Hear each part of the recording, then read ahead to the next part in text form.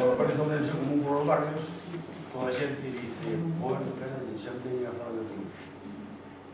Isto non é un mitin político, porque Ourense Común non ten programa, non ten lista de candidato, entonces non podemos falar dun partido político.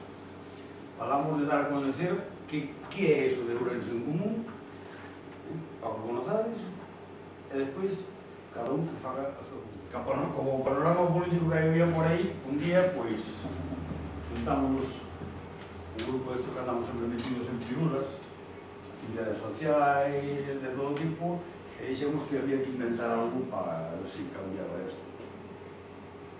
E así, sin maior pretensión, naceu Ourense Común. Ourense Común era unha plataforma de ciudadanos de rúas normales e corrientes que queren, pois, non montar un partido político, sino montar unha ferramenta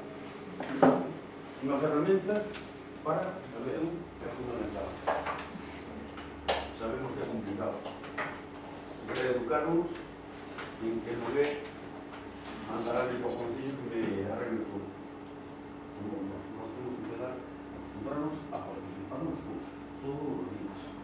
As cousas que nos afectan ao barrio, na sanidade, na educación, na limpieza, na circulación, de todo.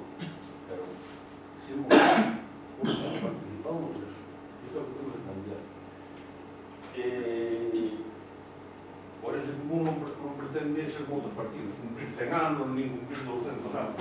Ourense Común pretende cambiar, reeducar a xente a participación. E cando a xente este participando activamente, Ourense Común non ten sentido.